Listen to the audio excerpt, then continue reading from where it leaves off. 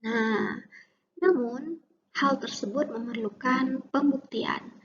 Jadi kita ingin buktikan bahwa dari regular grammar ya yang hasilnya itu bisa berupa left linear ataupun right linear itu nanti akan menghasilkan bahasa regular. Nah, jadi kita lihat berikut ini pembuktiannya. Nah, biasa kita bermula dengan teorema bahwa bahasa yang dihasilkan oleh regular grammar itu sama dengan bahasa regular.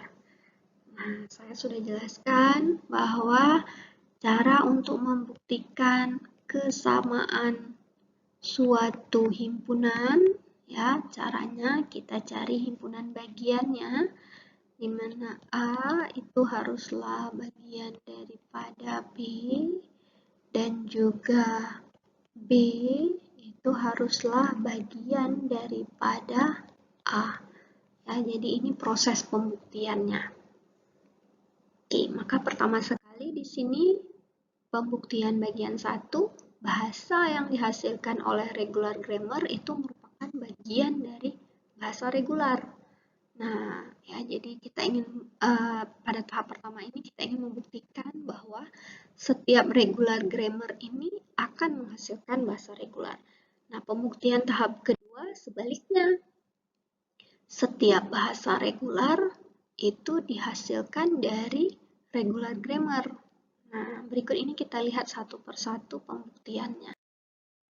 Nah, pembuktian tahap pertama tadi, ya, jadi kita ingin buktikan bahwa bahasa LG, ya, suatu bahasa LG yang dihasilkan oleh regular grammar G itu adalah regular. Caranya, ya, pertama sekali kita lihat regular grammar yang dalam bentuk right linear, ya, right linear. Nah, andai G merupakan right linear grammar, kita buktikan LG adalah regular. Caranya seperti apa? Kita buat NFA-nya. Nah, kenapa dibuat NFA-nya? Ya, karena jika suatu bahasa itu bisa kita buat NFA-nya, maka bahasa tersebut jika kita konversikan kembali ke DFA, maka bahasanya adalah bahasa regular. Nah, jadi proses pembuktiannya di sini kita mengubah dari right linear menjadi NFA, kemudian nanti jika ada NFA-nya dan bisa kita konversi menjadi DFA, maka terbukti bahwa bahasa yang dihasilkan itu adalah regular.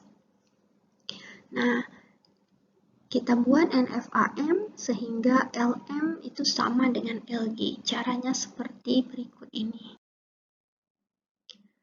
Nah, anggaplah ada contoh grammar G yang merupakan right linear di mana S besar menghasilkan A kecil A besar atau B, A besar menghasilkan A kecil B, kemudian B besar menghasilkan B kecil B besar atau A.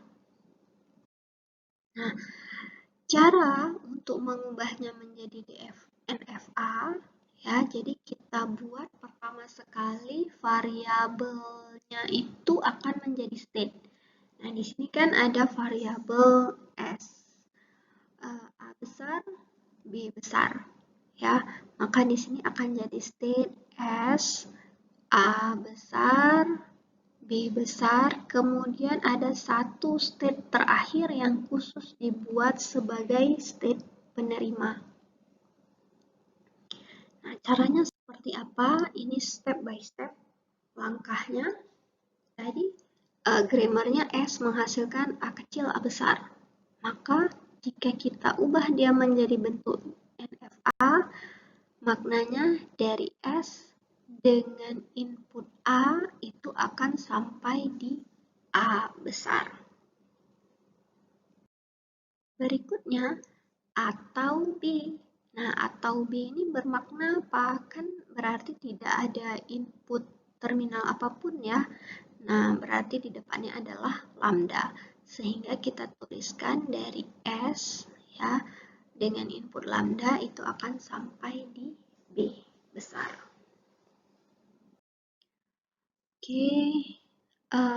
Kemudian A besar itu menghasilkan A kecil, B besar.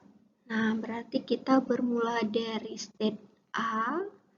Nah, kemudian akan ada terminalnya A dua kali, ya. A dua kali berarti kita perlu suatu state pembantu di sini, ya boleh diberi nama ataupun tidak diberi nama pun tidak masalah.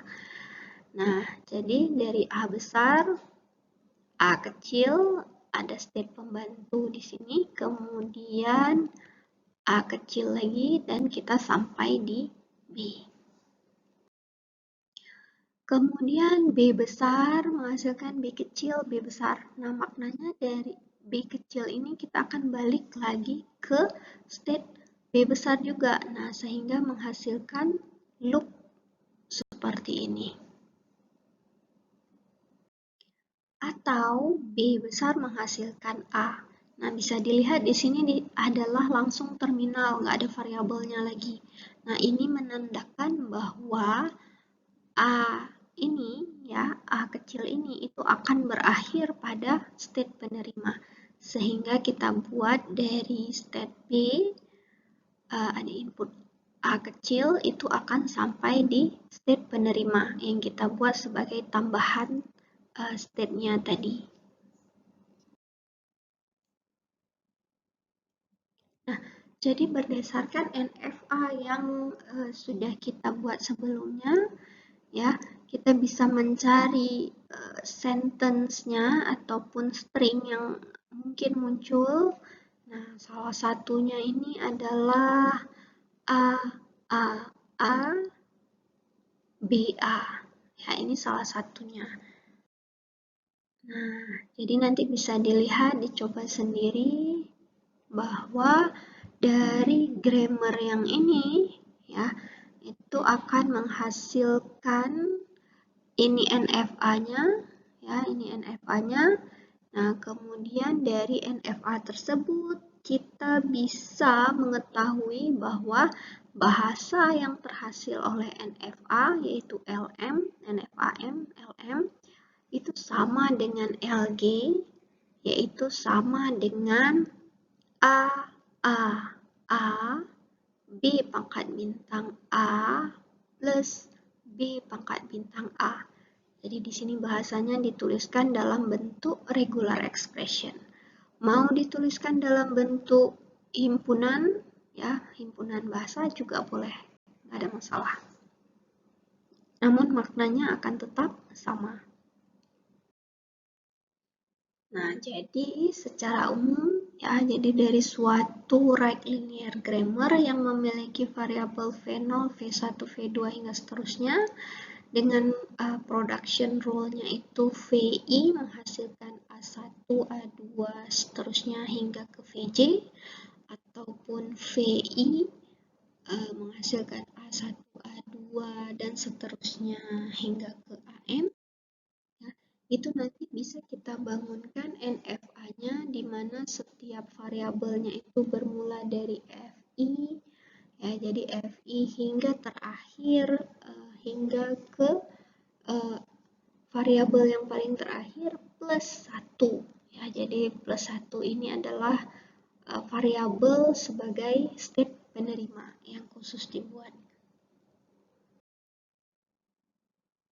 Jadi di sini contohnya VI menghasilkan A1, A2 hingga AM, VJ, ya, jadi kita ubah dia menjadi bentuk NFA, caranya seperti ini.